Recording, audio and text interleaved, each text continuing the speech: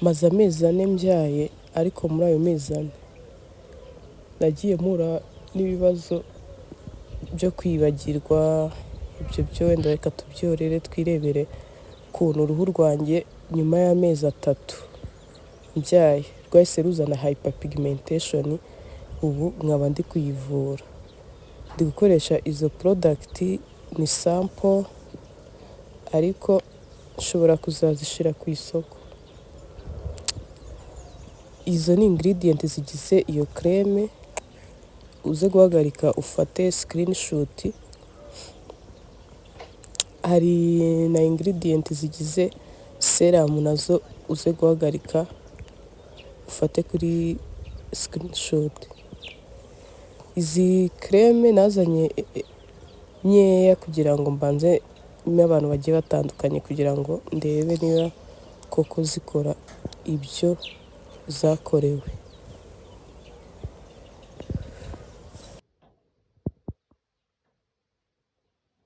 Ndi gukoresha iyo serum hamwe na creme gusa, ubundi tujyane urebe ese koko ziri kuma result nshaka. Kuvura hyperpigmentation ku bantu bari gukurikirana isomo ndi gutambutsa hano kuri YouTube biragora cyane, biragora kuko hari hyperpigmentation ukuraho nyuma y'igihe runaka ukazabona irigaruye utazi ngo iturutse hehe. Ariko gahunda nuko niba udakunda amabara ya ku ruhu rwawe uba ugomba kugerageza nyine ukayakuraho. Uku niko natangiye nsa. Ibi ngibi aha ku gahanga niho mfite ikibazo, ahandi hose nsa neza pe, nsa neza rwose nta kibazo. Ariko aka gahanga izi nkovu ubona naziherukaga muri 2019 gitangira business. Sizi ukuntu zahise zongera zirigaragaza nyuma y'amezi 3, ariko nta kundi nahise zishakira umuti ukomeye wo kugira ngo zigende rwose nongere ngire ka glow nari nsanganywe. Mwita ubundi nari mfite pregnancy glow, nari mfite uruhu rwiza cyane, ariko ntago nibajije ahantu izi hyperpigmentation zaturutse. Uyu ni umunsi wa 3, urabona ko inkovu noneho zahise zigaragara cyane, zahise ziturumbukayo. Ahangaha ni umunsi wa 4.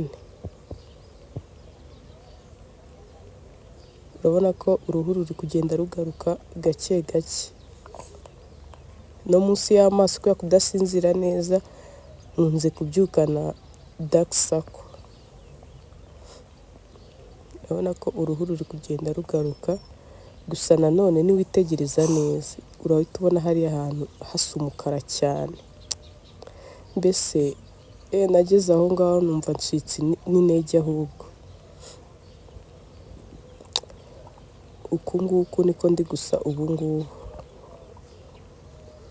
Mumbwire niba mubona ko ano mavuta ari mu kazi kose, wenda warabyaye cyangwa uruhu rwawe utari gusa neza. Ubuzima bwiza bw'utwite, ubundi ibintu byo kwita ku ruhu uzaba ubikora nyuma, kandi rwose uruhu rwawe wahoranye ruzagaruka.